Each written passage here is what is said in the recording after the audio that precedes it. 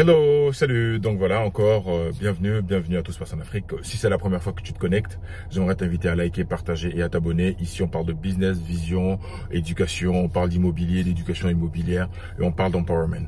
Et donc la vidéo d'aujourd'hui va vraiment aborder le sujet de la situation qui se déroule en ce moment aux États-Unis et qui commence à prendre de l'ampleur.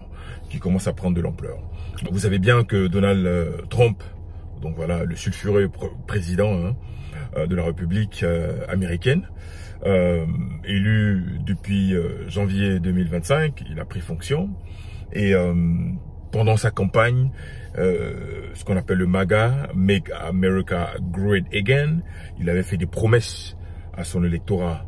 Donc pour lui, il trouvait que Joe Biden, avec sa politique, était assez permissive au niveau de l'immigration.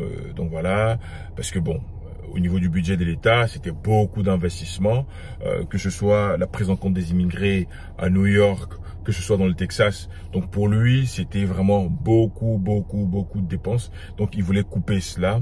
Et donc voilà, pour lui également, c'est de contrôler le flux migratoire au niveau des États-Unis. Quand il parle de flux migratoire, il parle des personnes qui vivent aux États-Unis de manière illégale et qui posent problème, soit qui ont des cas de délinquance ou des cas de criminalité. Donc à la base, c'était ce qu'il visait. Donc voilà, viser voilà les immigrés qui sont là et qui posent problème, que ce soit trafic de drogue, que ce soit criminalité, vandalisme et tout ça. Donc ce sont ceux-là qui étaient visés. Il est passé au pouvoir et pendant la campagne, vous avez vu, il a même été victime d'un attentat qui en la manque de peu limite à son oreille. Bon. Après, ils ont pris le contexte un peu religieux qu'ils ont mélangé à la campagne. Donc voilà, c'est Jésus, Dieu. Voilà, ils prononcent partout, Jésus. Donc, ils parlent de Dieu l'a sauvé. Effectivement, Dieu l'a sauvé. Mais ils avaient accentué vraiment sur le côté vraiment religieux, vraiment. Donc tout le monde priait pour lui. Effectivement, c'est bien. Moi, personnellement, Donald Trump, vu le premier mandat qu'il a fait en 2020, c'est pas du tout ma tasse de thé. Faut qu'on se dise la vérité. C'est pas du tout ma tasse de thé parce que je trouvais qu'il était un peu très réactif au niveau émotionnel. Il tranchait dans le vif. Il réagissait avec. Pour moi, ça manquait de sagesse dans souvent ses interventions, ses sorties. Dans le premier mandat, donc j'étais pas du tout Trump. Donc voilà, parce qu'à chaque fois, c'était vraiment drama. Toujours, il utilisait son Twitter pour faire des messages. Et tous les matins, tu te lèves, il y a toujours quelque chose de nouveau. Ça parlait que de lui. Donc pour moi, je me suis dit, tu sais quoi, t'es président, tu fais ton mandat, au bout de 4 ans, allez, tu dégages, une autre personne vient et puis on n'en parle plus, quoi. Mais bon, Dieu a permis, parce que lorsque tu viens au pouvoir, c'est Dieu qui le permet. Donc Dieu a permis qu'il revienne.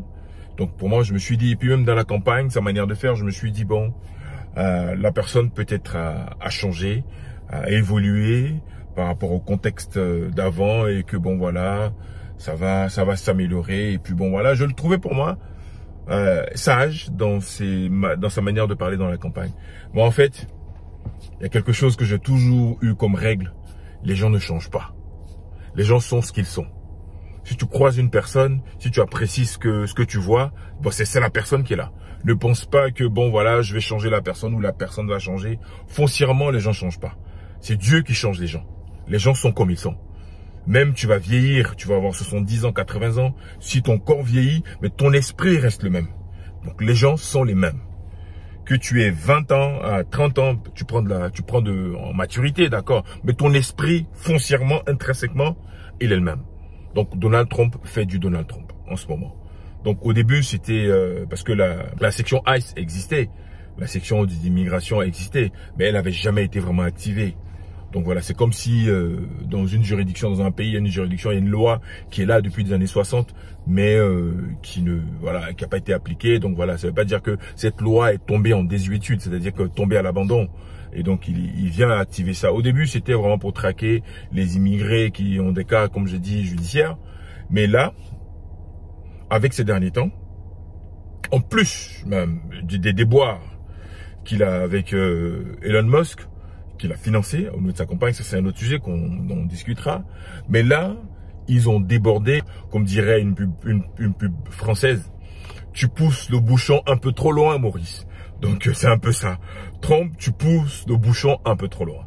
Les États-Unis, c'est un pays qui a été construit par l'immigration, hein. C'est un pays d'immigrés, on l'appelle dans l'histoire de salad boil, bol de salade, c'est comme ça qu'on appelle les États-Unis, parce que c'est salad boil, c'est immigrés venus d'Europe dans les 1600, 1500, 1600, débarqués ici, puis ils ont créé ce qu'ils ont appelé de New World. Donc voilà. Et après, il y a eu le temps de l'esclavage, où les premiers bateaux africains, dans les 1622, ont débarqué ici, l'esclavage. Et après, il y a eu des vagues d'immigration, immigration européenne, italienne, russe, japonaise, toutes sortes d'immigrations aux États-Unis. Bon voilà. Quand vous prenez par exemple le Texas, c'est l'État qui est collé au Mexique. Donc quand vous prenez les États-Unis, ça fait quoi? 400 millions d'habitants. 400 millions d'habitants. Et quand vous prenez sur les 400 millions, pour ma part, je pense qu'au moins 100 millions sont mexicains. C'est-à-dire que qui parlent Spanish. Parce que la deuxième langue officielle aux États-Unis, c'est l'espagnol. Après l'anglais, c'est l'espagnol. Quand vous partez à Miami, les chauffeurs de Uber, tout le monde parle espagnol. Personne ne parle anglais là-bas. Donc voilà, la communauté Spanish, c'est des millions de personnes. C'est des millions de personnes. Pas des milliers, des millions de personnes. Donc voilà, où le point sur lequel je voulais en venir. Avant, c'était vraiment traquer ceux qui sont des criminels. Maintenant, vous savez que ceux qui n'ont pas de papier, des illégaux, il y a des magasins de meubles. Ils vont s'arrêter devant pour voir s'ils peuvent pas donner un coup de main à quelqu'un qui veut monter un meuble ou réparer une voiture. Ils se mettent là pour chercher du travail. Et maintenant, on va chercher ces personnes, on va les trouver là où elles sont, les embarquer et les déporter. On va dans des crèches, on va dans des endroits, dans les salons de coiffure. Ils ont dépassé les limites. Ils font la traque aux immigrés. Donc, ce qui a fait monter cette colère-là, au niveau de LA, Los Angeles, c'est en espagnol, hein, Los Angeles. La ville des anges, je crois. Donc voilà, protestation qui a éclaté. Et puis, la police, au niveau de la Californie, elle maîtrisait tout ça. Mais après, ce qui a fait vraiment envenimer les choses, et comment ça se passe ici aux États-Unis, pour faire sortir la garde qu'on appelle la National Guard, on peut dire garde républicaine en français, c'est lorsque le gouverneur de l'État fait appel au président de la République pour lui dire, voilà, la situation est critique, donc je fais appel à National Guard pour venir en renfort aux forces de sécurité qui sont sur le terrain. Donc il n'a pas respecter cette procédure-là, même si, étant le président, il a le droit d'activer la garde républicaine, mais c'est toujours, depuis plus de 50 ans, c'est toujours le gouverneur qui fait état de cela au président, et le président active cela. Et là, sans l'accord des autorités de la Californie, il a activé la National Guard, qui est un peu comme l'armée. Ceux-là, on les fait sortir lorsqu'il y a des inondations, il y a des incendies, il y a vraiment des événements catastrophiques. Là, ils sont dehors. Mais là, ils sont dehors, là, en train de réprimer cette manifestation et qui commence à déborder. Ce qui fait que maintenant, les gens ont peur même de sortir. Les gens sont cloîtrés, les rues sont vides. Donc, c'est vraiment l'installation de la terreur avec Donald Trump, avec cette nouvelle politique. Et le gouverneur de la Californie, qui lui tient tête, parce que c'était un État qui est démocrate, pas des républicains. Donc c'est pour montrer un peu à l'électorat des républicains que lui, il s'attaque à la Californie, comme on peut dire, on peut appeler Californie le Sodome et Gomorre, entre guillemets, parce que pour Donald Trump, c'est l'endroit, c'est Hollywood, hein, c'est l'endroit de la perversité, de tout ça, voilà, pour la débauche. Donc pour lui, il envoie ses troupes là-bas, où il intervient pour pouvoir mettre de l'ordre. Et le gouverneur de la Californie lui tient tête, à tel point que l'homme, on appelle monsieur sécuritaire de Donald Trump, il avait dit dans ces derniers jours qu'il allait arrêter le gouverneur de la Californie. Et le mec lui a dit, viens m'arrêter, je suis là, viens m'arrêter. Donc ça part vraiment en sucette en ce moment. Et ce qui fait que cet état-là fait que ça fait boule de neige maintenant à San Francisco, les gens ont commencé à descendre dans les rues. Depuis quelques jours, à Chicago, les gens ont commencé à descendre dans les rues. Également à Boston, à New York et à Atlanta. Donc ça commence à faire boule de neige et ça commence à prendre de l'ampleur. Donc voilà, je sais pas, le président, et en plus il s'entête, le président. Donc voilà, en ce moment pour lui, ce sont les rapports de force. C'est comme ça qu'il fonctionne, par rapport de force. Il vient d'abord, il s'impose et après discutons. C'est ce qu'il a fait au niveau des droits douaniers. Il s'est levé un matin sans consulter les autres pays. Boum, on taxe tous les produits qui viennent de l'étranger, 15-20%. Sachant que les États-Unis, même si c'est un pays qui est puissant, autonome, il n'est pas autonome dans tous les produits ou dans toutes les fabrications ou dans tout le savoir-faire. Il y a d'autres pays qui ont un savoir-faire. Et donc, il y a des sociétés américaines qui importent des pièces ou des savoir-faire pour venir bonifier leur invention ou bien leurs produits ici aux États-Unis. Donc voilà, du coup, ça change la donne au niveau des droits. Et quand il est arrivé, il a dit qu'il allait vraiment baisser les tarifs, les prix. Au niveau, il y a de l'inflation ici aux États-Unis. La barquette d'œufs là qui coûtait $1 ou $1 et quelques, maintenant il coûte $4. Tout est en train d'augmenter, même le carburant. Donc voilà, la situation n'est pas réluisante. Je ne sais pas. Pour moi, je prie qu'il soit habité de sagesse parce que tu ne peux pas décider comme ça au niveau des tarifs. Tu n'es pas seul dans le monde. Je suis désolé. Même si tu es puissant, tu n'es pas seul dans le monde. Donc voilà, il y a des produits qui viennent de d'autres pays.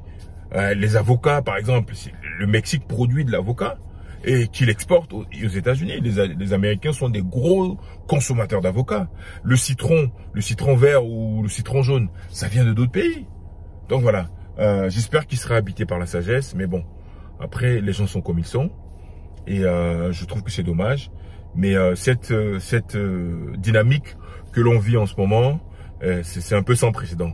Après, quand tout va se soulever, on ne sait pas ce que ça va donner. Donc voilà, bon, voilà. En tout cas, c'est ce que je voulais partager avec vous de la situation qui provoque en ce moment aux États-Unis. Et donc voilà, n'hésitez pas à faire vos commentaires et puis à liker, à partager également. Donc encore une fois, je suis Christian Seri, je suis agent immobilier ici aux États-Unis. Donc si tu connais quelqu'un, un frère, un cousin, un ami qui est investisseur ou même qui vit aux États-Unis et qui veut acheter une maison ou vendre, je suis la personne, tu passes par moi et je vais pouvoir aider dans cette opération immobilière. On dit à bientôt. Allez, salut, bye bye.